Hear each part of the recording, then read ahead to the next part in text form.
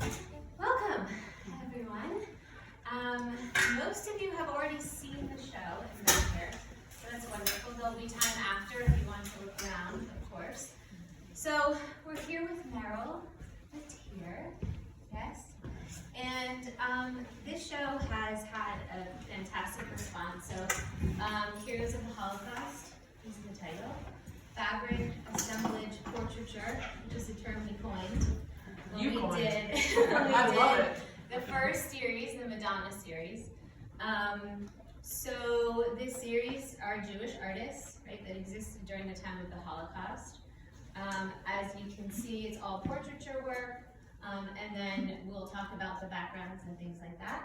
So I thought we could start with maybe a little bit about why this topic is important to you, why you've done so much education around it. Well, I'm Jewish, and growing up, I was always very, very interested in history, and not just of the Jewish experience in the Holocaust, but slavery and so many different oppressed people. So I always had this care for it. So when I was teaching, I saw an email saying that for educators who wanted to teach the Holocaust and prejudice reduction, there are free classes at Kane University. And of course, like the minute I got it, I was like, I'm in. So I started off with the 1 year, and it's also paid for by survivors. And the ADL, there's a bunch of money that goes into it. So I took the class, and I couldn't wait because I love history. And I immediately went in there and I said, well, I'm an art teacher. It was me and one other art teacher in the group. And I said, how am I going to teach this? I'm not a history teacher. So when I was talking to the professor, he said, teach what you know. I mean, what are you, an art teacher? Find out about artists. And so I was like, yeah, I want to find out what artists did in response. So that started this whole series. But it was, I started off making this curriculum for my students, but never taught this one specifically. I wanted to find out about these artists, not just the victimizers, because I started immediately seeing art of propaganda. That was, and I started studying that, and I did actually teach that to my students. But I was like, what did artists do in response? How did they deal with it? And I found this book that's over there, you can look at it, called Artwrkd the Holocaust, and it opened my world. And what I found is that these people did amazing things, because I was thinking, if I was interned in a concentration camp, would I give up my food to make art? Would I risk my life like these people did to get the word out when they were living a pretty cushy, comparatively, they were in model camp situation? And I said, no, I don't think I would. So what made them do it? And there were two things that I learned immediately, is that one, they had to tell their tale. And two, they're not animals. They will not go into the dark quietly. And I thought, that's more than just being artists. That's being resilient. That's being courageous. And at the same time, I started teaching my students about the Holocaust. And the response from my middle school students and my fifth graders were, well, I wouldn't have walked, I wouldn't have taken that, I would have fought. I see them watching their shows, kaboom, I would fight. And I started thinking about, what is real resistance? And Alexander Bogan was a resistance fighter during the day. I mean, in the woods, amongst his partisans, and he was drawing at night. And he said it was more important that he was drawing and telling the tale than it was fighting with his rifle. And I thought, oh, I have to teach these kids that what our soul is about, what our resilience, our humanity is what saves us or gives us hope, or that's the greatest part of us. And so I always dreamt of teaching this to the students. So I had a packet ready. And I was like, they're going to pick an artist that they're interested in. They're going to make a portrait. And when I unexpectedly retired, I called the Shoah Foundation and said, I have this curriculum. Can we work together? They were all excited. And they said, call us back in the fall, and maybe you'll do a fellowship, or whatever. We'll work with you. So a lot of things happened. I was working on the Madonnas, which is all, and what I always taught my students is that we have power, we can change the world, and art is a great vehicle for that. So I was doing all these women who have made a difference. And October 7th happened. So I said goodbye to the Madonnas with a final portrait of Golda Meir, who was on my list anyway. And I just said, I have to tell their tale. I have to tell the Brazilians. I love these people, I care about these people, I want the world to know. And I just started doing it. And that's how it came about. So when we were talking about you actually creating these portraits, that was an interesting conversation we had. So, you know, correct me if I'm wrong, but my understanding is you have your easel and you have images, right? And you have their work. So I would say in combination, what is that to work on this portrait? Because you talk about there's a sort of give and take. So if you could talk a little bit about that. And then also, you know, the backgrounds. How did the backgrounds come to be? Well, I wanted to do their portrait. So finding reference for all of these people is not always easy. Internet is the best thing when it comes to artists for reference. But I had the book and I had some portraits of them. So I'll take a portrait, I'll get as many as I can. Some of them I could terrible photographs. And so I have to take maybe a few photographs. They might not even be clear, they might not be good. And I'll put them around and I'll use them as reference. So some of these are kind of made up, meaning they're not exact replicas of the photograph I get. So that's the first thing I start with. But before I start making my art, I'm already learning about the artist. I'm researching them. Why? I look at their work first, and if their work moves me, then I research them and find out who they are.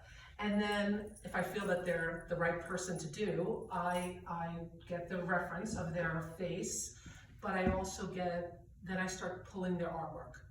So the easel is covered all around it with photographs of their work and their image. I start sketching, I draw freehand, and I draw out the portrait. And the background, I may indicate where I'm going to put stuff, but I have to tell you, I usually go over that anyway. So the act of working with fabric, which is a new medium for me, I was a painter, this is all new, and it was because I got tons of donated fabric from some parents, and I just happened to teach it, and I fell in love.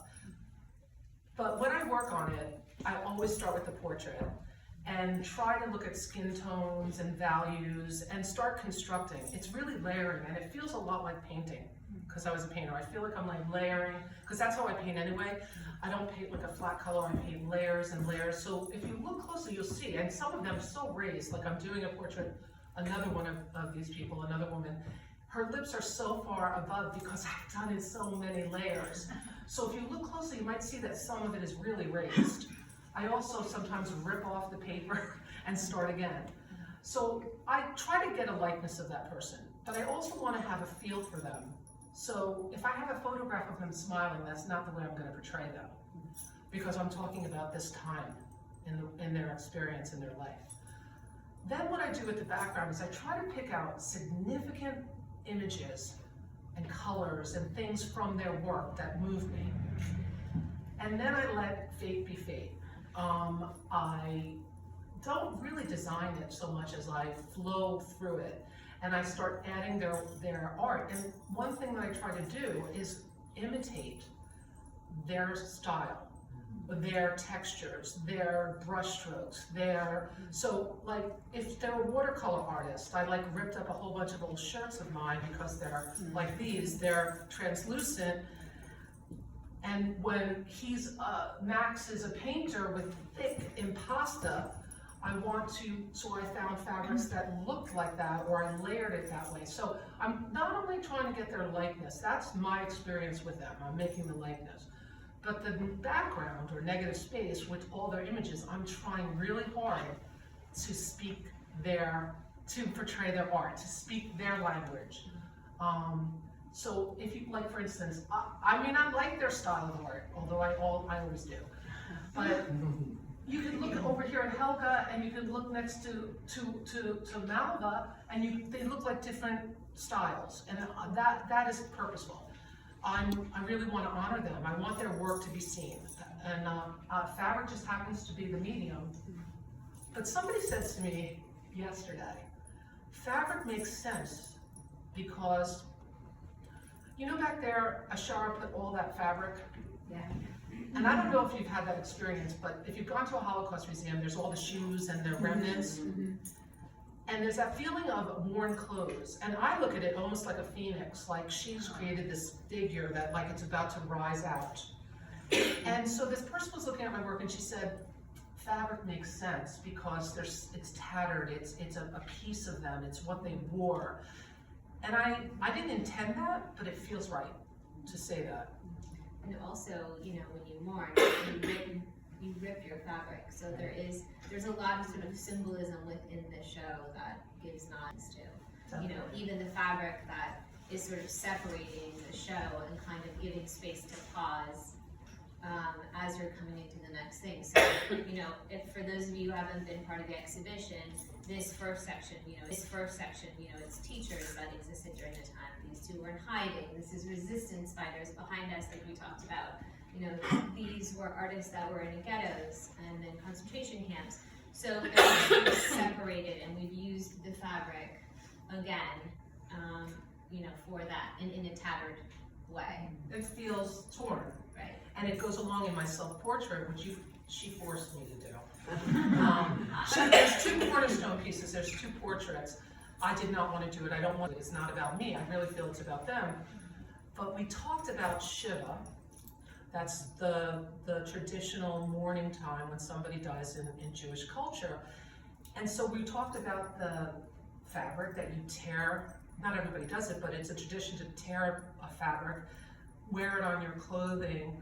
And we talked about my connection. If you look there, I have a red ribbon connecting it to the book, but to the photographs that came out of the book. So I am connecting with them, I am mourning for them. But when I made this work, I didn't feel like I was in mourning for them. I had so much joy doing this, and I know that people say, isn't it so depressing? And not at all. I feel like I'm giving them a voice. I'm bringing them to the world, and I'm celebrating them. So there's the mourning, but there's the resilience and the joy of them being known for what they did during a horrible time. Well, and when people have come and they've read the stories and they've scanned and they've seen their faces, most people say we had no idea any of these stories, right? Because what we're learning here in the United States is just sort of this like umbrella about it, right? Unless you study this in more detail, you know, later in education. So people have learned a lot, you know, and part of the beauty of the show is that what we're doing is we're talking about these people as individuals, right? We're not talking about them as some sort of umbrella statement, you know. As a religious group, we're talking about them as individual artists.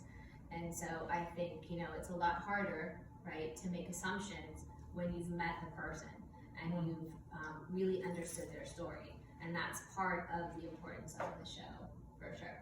Yes, I could have done this, like I did the Madonna series. It was about women who have made a difference. I'm thinking of another series because I'm really into fabric. And the second curriculum I created during my time at the Holocaust Resource Center was about African American women's art and how from slave quilts they created and they moved off to narrative family quilts. That's something I've been teaching along with this at the same time. And I could see having all of those women that I want to end their work in the same way. As I said, it's always been about people, how they create art through oppression, how they have that will to persevere through that. And that's what inspires me. And also the fact that I, as an artist, can say something to the world about the world. Like I can bring these people to you and say, look at what they did. And I always taught my students that it's very powerful to be an artist. And that everybody's an artist. They all argue with me, I can't draw, I can't draw. And I'll be like, okay, I can teach you how to draw. Or maybe you can draw. There's a lot of great artists I don't think are the greatest draftsmen. But you can speak, and you have a mind, and you have thought. And that's what art is all about. And these people, through their oppression, through their unbelievable experience, were making art. And then those who survived made art reflective of it. And I believe anytime you learn about that, that's why I call them heroes, the world is a better place knowing them. So we mentioned a little bit about the cornerstone pieces. Which he tortured me. That was the hardest thing. A loving torture. A loving, I thank God for you. Well, so when we had talked about this show, you know, as a curator, I strongly believe, like, if we're going to present this show, we have to be responsible for this show, right? So how are we responsible for the show? So when we discussed it, you know, I had asked Meryl, why is this important to you? Which she shared, so we had that conversation. And then I said, well, it's our responsibility to bring you into it as the artist who is creating this show, right? So this is sort of full circle. So these are all artists. She is an artist. This space is about getting to know the artist and then the art, right? So understanding how they both work together. So we're not just looking at art and saying, oh, I like that, and then we have it on our wall and we know nothing about the artist. So in these cornerstone pieces, I was like, why is this important to you now? Which she has mentioned. How are we going to tackle that, right? Because that is really a difficult thing to tackle. And, you know, so the self-portrait part came. That was hard, but not as hard as the next one. But Yeah. that piece, I put a halo around myself. And I reluctantly did because of my Madonna series. My Madonna series is in the halo with the information about them. I wanted to show the Madonnas, the women, as strong and should be honored. So I made mine really light in the background because I want to do that work. I'm not there, but I want to be a person, a woman that makes a difference. But if you look at that, I have, like the journey, I call it the journey, all the different things that led to this series. And so I have myself with my students in the corner. I have a smart board out with all images of these artists' work. And I have actual copies of 4 really strong student work that because every year I taught the Holocaust with my students. So there's ones, you'll see them and I can explain them more. And then I have the book. It's like my Bible. I swear, there's a lot of times, because I'm now working in my bedroom, I know that's crazy, I had a studio and I lost it, but anyway, I have it like right by me. I feel like it's my touchstone. And so I have the book because it's where it all started, and I have images of photographs taken, like sliding out of these people, and of course I said I was attached to them through the thread and the ribbon, and that was not as hard to do. But Ashara was like, I need more. She said, okay, that's great. You're telling us about how you were a teacher and how to, but then you can go on to about how you pushed me to the next one. Well, so part of what I believe is my responsibility as a curator is that creating a possibility that can be uncomfortable and vulnerable, but I knew you were ready, or I wouldn't have pushed it. But I think that there was a larger conversation that you wanted to have. Right. Because that self-portrait was wonderful. It's a sort of a recap of the whole experience, but it's not emergent. It's not like what is happening at this moment with you to have this be the thing that you've studied for so long and you were like, I'm doing it now. So what I was saying is there something that is reflective of why now? Yeah. Right? This is all of reflective of all of the past study, but what about now? Like, where are we at this moment?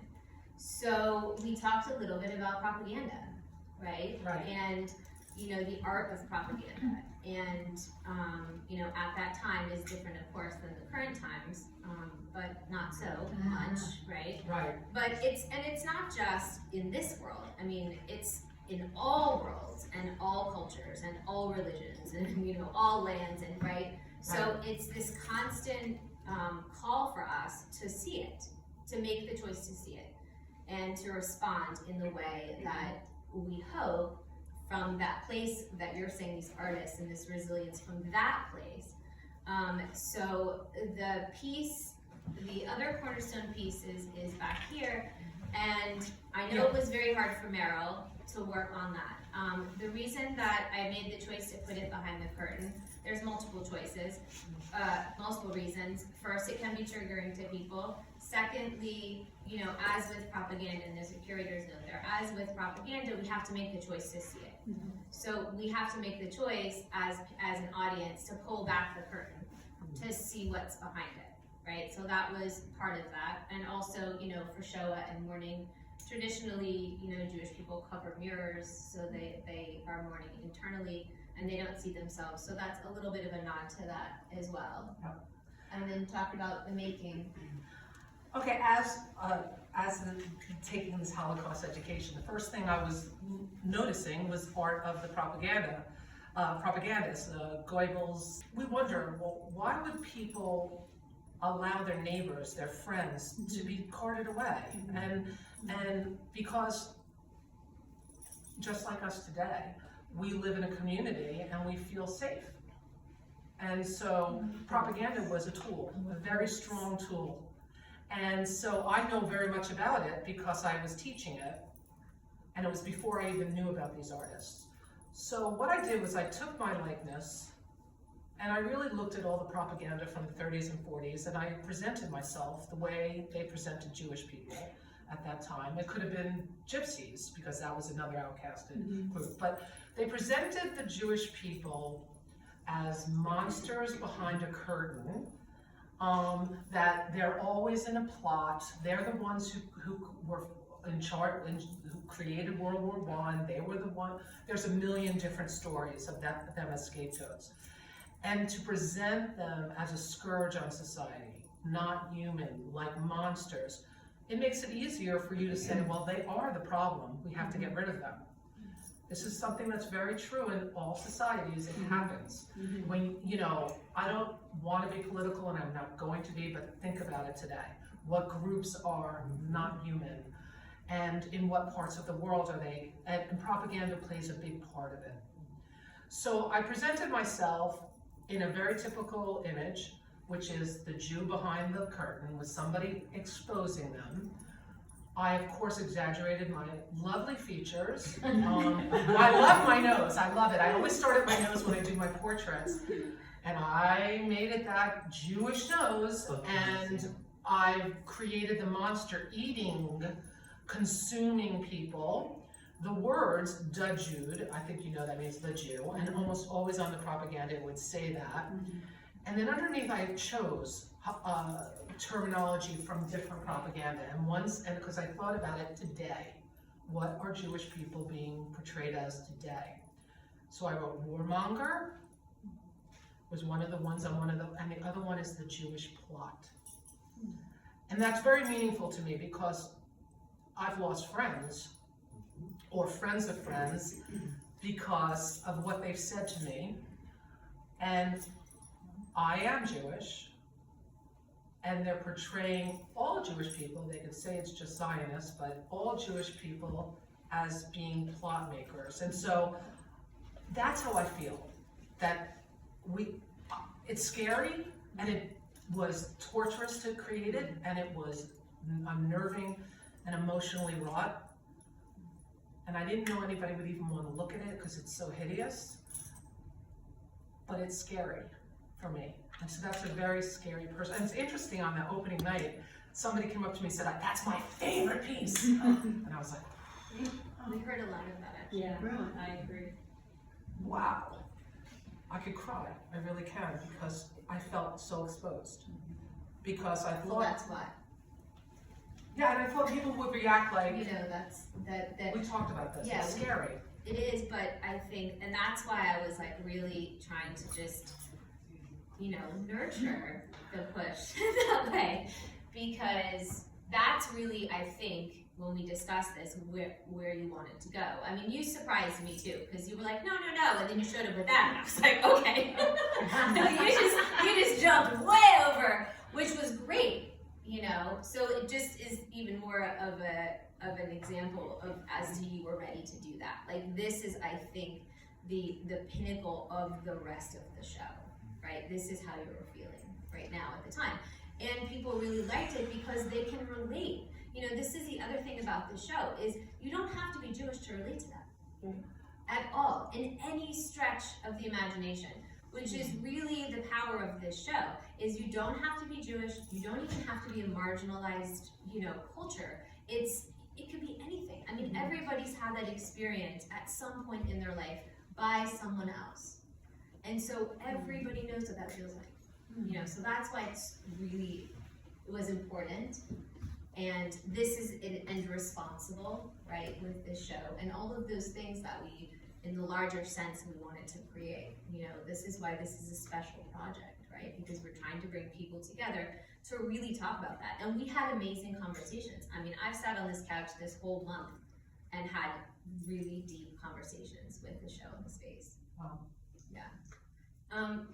Does anybody have any questions? I just wanted to open it up to... Well, I'll just continue in that vein. Yeah. So these are all wonderful, they're all very individual, but what that does, that connects you in on a whole personal level, and it makes this unified. If you didn't actually have that, it would be, all right, it's all very beautiful and interesting, I'm not taking away from that, but that is the grounding, the anchor, all of it that brings you right into the horror of it all, as you say, of any time, whether it's bullying, whether it's racism, whatever, sexism, it doesn't matter. But we've all been marginalized at some point in our life, and that ties in all of these marginalized people. Wow. Totally agree. Yeah, it's the universal piece. But it was the scariest piece to show for me, because I didn't want people to say, oh, well, you're Jewish, so you're crying that everybody hates Jews. And I didn't want it to be political, and I didn't want to say it's only me. And the fact that you're saying it's universal, I feel better. I feel like it's not, it is about me, but it's not. And so I'm really, really, really thankful that you said that. And I'm really thankful to Ashara for pushing me, because it was scary for me. It was a scary experience for me to do. Both of them, actually. I like how individualized you've made them, because the root of this thing that we're talking about is oversimplifying anything. I mean, it's like, let me just make a bland denial and just like oversimplified, and then you've got a thing instead of an identity. And to make them so individualized is gives me goosebumps. I got here a few minutes late, so you may have already addressed this. Was this show timed? Was it purposely timed to come out at this moment where it's so needed? I think that's divinity. Right. Totally. Because, like, I didn't know I was retiring. I didn't know I was going to be working with fabric. I can look back at my life and say, there was a time I had a dream. I mean, a vision that I would sit with Holocaust survivors, paint them, and have a show where it was all recorded and they would sit there. And like you as an audience, that was something I thought about 15, 20 years ago. Didn't do it. Fabric, I was doing this whole thing, as you were here when I was saying, because I love Faith Ringgold, and I wanted to know the history behind that, and I got into all this quilting, and oh my gosh, that makes sense to all my interest in African American studies. And now I'm doing fabric, and I feel connected to Faith Ringgold and Gee's Ben's artists and things like that. So I believe there's some divinity. Like I said, I was doing the Madonnas, October 7th happened, I had a list of Madonnas, and there I said I have to do Gold in my hair, and as soon as I finished her, I said that chapter's done, I have to do the Holocaust. So did I relate? I think it's divinity. I think everything has been coming together, meant to be. There is a tenement museum in New York, which clearly says it is all of us, it is Polish, Irish, it's everything you could possibly be. And I believe fabric holds memory, so that's what makes this so pertinent to me. But, so not everyone in here is in a concentration camp, is that correct? Right, some were in hiding, some were teachers, they were in terrorism, they were in concentration. These, like I was saying, Alexander Logan was in hiding, Correct. but as a resistance fighter, yeah. And we actually broke them up. That was Ashara's idea, to show that it's not universal, that the experience was very different for different people. Okay, and thank you, because for me, this is just, so incredibly timely, and I just, honestly, it's like someone just smacked me in the head. To even realize that, you know, when Hitler came into power, he didn't come into power on, you know, saying, I'm going to do these atrocious things. So it's like, you know, I just wanna thank you, because it is such beautiful work, and it is moving, you know, so Thank you for saying that. You said this is universal, and Dovetail here, she said it smacked her on the head. This makes me sad because it's not gonna smack a lot of people on the head, and I think a lot of people don't have empathy and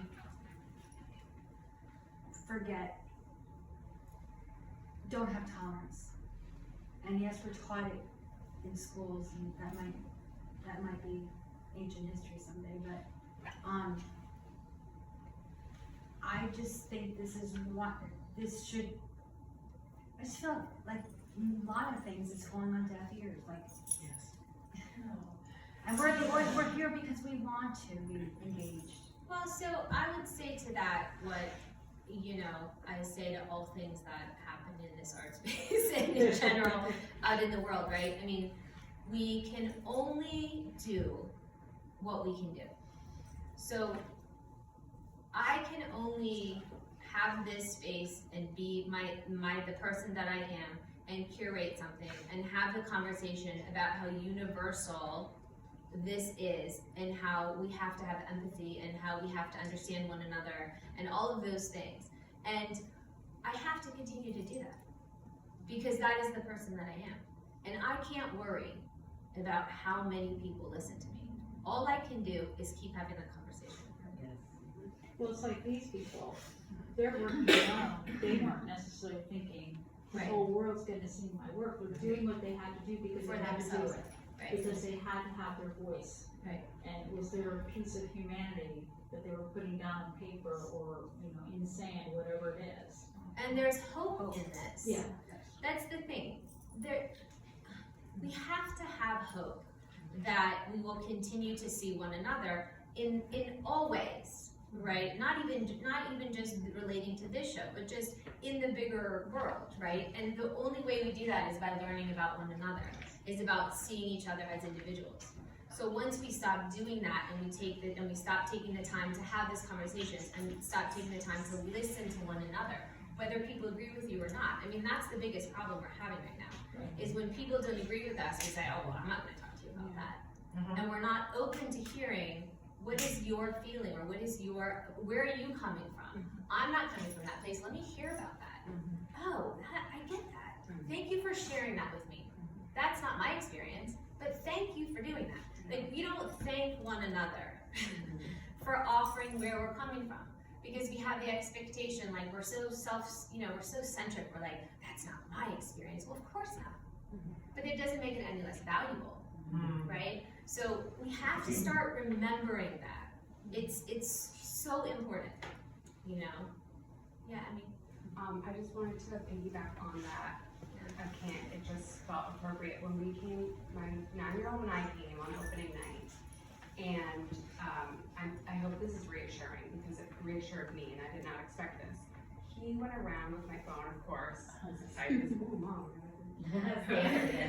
So he went into it, and he's an artsy kid, and I tried to explain it appropriately, like as much as I could to a 9-year-old about the Holocaust, and it was a scary, ugly time. And this is what happened, and we have a lot of open conversations about these kinds of things, because I can't help myself, but I'm like, you're not gonna forget. I don't care what your teacher says, you know? So we came over here, and I cannot believe, I was not expecting the interactive aspect of the QR code. I mean, that was just so informative. And I was very surprised. He went in, he would open up the thing on my phone, and he would be like, and he was picking out all the things in the background. Because I don't know if you've done it, if you did, but it's their artwork, and then it's a bit more, and it's the caption. And he was a knight. We came at the end, he was tired, and he was so into it, and then it just helped me be able to talk more about it, because he wasn't looking at a textbook, or he wasn't listening to a teacher talk about this scary, far-fetched time in history.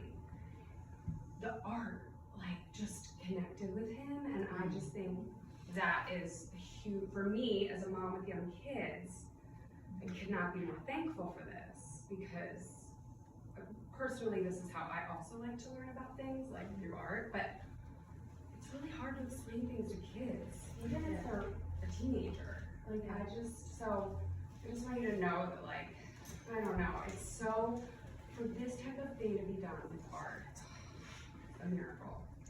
So, I don't know, we're gonna tour, right? You're gonna tour, I'm gonna be your, if you want to Working on it. Well, yeah, But mine's interactive too. well, that was before I knew this place existed. Oh, And darn. I saw it online, and actually that's the first thing I saw about this place, and I missed it. And then I met her when I came in, and the rest is history. Yeah. Holly, did you want to? Yeah, I just wanted to say how much I love your work, Meryl. I saw the Madonna series upstairs and was very moved by that. I thought it was gorgeous. And I love how you kind of evolved these. I haven't looked at all these yet because this is my first time here. I was like, I can't miss it. But I love the backgrounds that you did here. They're a little bit more, and I didn't realize because I haven't scanned it yet that it's their artwork. So I didn't know that. I was like looking at them and I'm like, oh, are these like different depictions of that person in different ways? Like that's how I was like thinking about it. But I love how you didn't just have another show, you really like expanded your work, which is so cool. You like built on it and made it something, I mean, it looks similar in the style, but it's like so different. And I love that. Thank you for saying that. Thank you, Emmy, but I wanted the Madonnas to be as immersive as well. And I still have that series, and I would love to do biographies and show their work and similar. I have the opportunity with this to do so. I want to educate. I'm an educator through and through. I've been doing it for 30 years. And I want you to have that experience of seeing the work, but understanding the work, and again, relating it to universal things and relating it to yourself.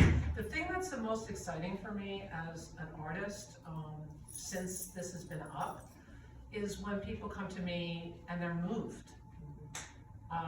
That's the goal of any artist anyway, but I moved by their stories, moved by their art. So I'm very humbled by the response. Did you say it was gonna be a book? Did you say it was gonna be a book? Well, that's what I heard. we want We're working on trying to get a grant to create like an art book of this show that would have, actually the prints, the photographs that were taken by Mel Evans, who's the artist who's upstairs, whose artist talk is next, so we can all move on up there. And he did a fantastic job, just a really beautiful job. So the goal is that maybe we could create a book. Are you hoping that will also incorporate the things that are in the QR code? Yes. Yeah, I imagine that it will all be in there, because that's the QR code is an actual photo if it was found of the person, yeah. And then there are. Yeah, and then also, And the biography. we have some more comments. Go I ahead. just wanted to say, like, as an artist, the timing of this is so incredibly good, because right now we have to use our voices, and not in a way of anger, but in a way of being heard. Yes. And as we all try to navigate our way, because it's really new, this seems to be a light shining the way forward, because all of these people were so incredibly brave, and that is what it's going to take to be alive right now. I've had this conversation with friends, very spiritual friends, And I've been talking to specifically one friend who was here yesterday. And I've been talking to her throughout all my work, and she's always said to me, and years ago she gave me a thing saying, shine your light.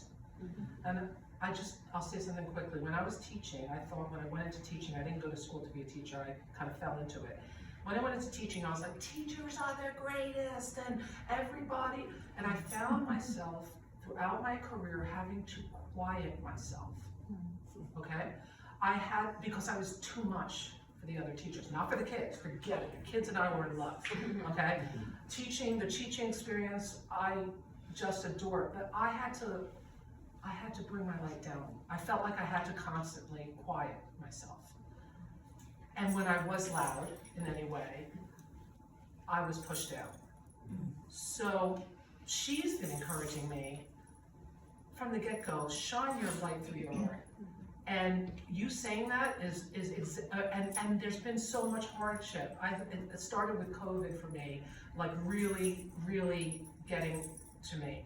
And as I said, October 7th, and what you say is exactly what I want my art to do. And I spent a lot of time with my students telling them to shine their light, to tell the world what they feel. Don't worry if it's ugly, don't worry if it's unskilled, just say it. And I had this opportunity to do this. And so thank you for saying that it's timely and that it's the way to go, because it just reassures me that I'm doing what I should be doing. Yes, you had a question. So some of these artists survived, and I'm wondering if any of their family members have seen these. Well, that's an interesting thing. Oh, that's a good. That's a great question. Okay. And somebody's alive. Well, there are two people who are still alive. Yehuda Bacon and Gela right here. So they're both 95. She's in Czechoslovakia and he's in Israel. Now, while I'm researching, I found foundations, like Alexander Bogan has a foundation from his children. Before my Madonnas, I reached out on Instagram to every Madonna that I made or their foundation. That was easy. This is not. Most of these people, they're not on Instagram. None of them are on Instagram. So that was an easy way to say, hey, here's the portrait I made of you. And I actually got responses from a bunch of women who were like, thank you for doing this, I love your work. So that's part of what I want to do next. I want to reach out to their families, and I want, tell them I'm honoring them and see what they want to do with it, And that's also why we're working on trying to get the show to other places. So part of this whole, when we were working together, it was always with this idea of it's going to start here and let's get it to as many places as possible, and including conversations, and part of this whole exhibition proposal piece is about the discussion, right? Because that's just as valuable as the work. So it's a larger sort of thing that we're trying to put out, and so my hope is that as we find places for this, homes for this, that with the longevity of that will be able to happen, which would be fantastic. Go ahead. A comment. Yeah. I forgot, and it just came to me. My son also said she's giving all of them their own show. That's right. She said something, I just remembered. I'm like, smart. She was like, why is behind your butt? You are. With all the work behind. That's my dream. I've talked to them. I know I sound like a coconut. But when I'm doing, it all started with Felix right over there, and I used to say to him 20 years ago, Felix Nussbaum, I am going to tell the world about you. Your work is so amazing, I love you, and I felt this connection. So when I do these portraits, and even when I did the Madonnas, I converse with them as if they were really in front of me. And I want to honor them. I try to channel them somewhat, like what should I put in there? What do you want me to include? And I know I'm not literally talking to them, but I feel it. And Karen walked in the first day before it was open and said, oh, they're all finally together. And so you said that, like it's like they're having a show together. Let's do one final comment and then. I just wanted to, absolutely gorgeous show, magnificent. I just wanted wanted to mention that for me, what a lot of these artists did, correct me if I'm wrong, is that they hid their work. Yes. And a lot of the artwork was not found until after the Holocaust. And that to me shows incredible resistance. I mean, you know, the thought that they did that and in the Hoping hopes that it would be. that it would be found and that it was found. They went to great lengths Yes, just to get art supplies. yes, And they would trade things and use things that you wouldn't think of in terms of art supplies. yes, And so like, I think of that often when I'm doing my own artwork, just like using anything I have and being more resourceful. Yeah. and when you, I hope that you all, first of all, I can send you more information. If you're really don't wanna read all of this, I could send you the PDF that I created, which includes the biography. Their stories are all unique, but as I said, the one thing is that resilience, that they were going to make art no matter what. And when you hear what lengths they went to, it's inspiring, it's awe-inspiring. Also, I just want to mention too that Meryl is doing a workshop in this medium. So you don't have to have any experience at all whatsoever, but it's a fabric assemblage workshop, and essentially you bring your own image. It doesn't have to be a portrait, it could be landscape, it could be absolutely anything, it could be black and white. Yeah. It doesn't matter what it is, that, you know, it could be meaningful, could be pretty, whatever. Could be ugly. But it's this idea of, you know, understanding this layering and this perspective, and it should be great. So that's on February 22nd. So, yeah, so that's all on the website and everything, and feel free to ask questions. One last thing. I just want to end with a big thank you, and how much this has touched me. I am in awe with your work, and it has opened up so many stories that you gave voice to so many people, and I just want to say thank you very much. You're very inspirational. Thank you.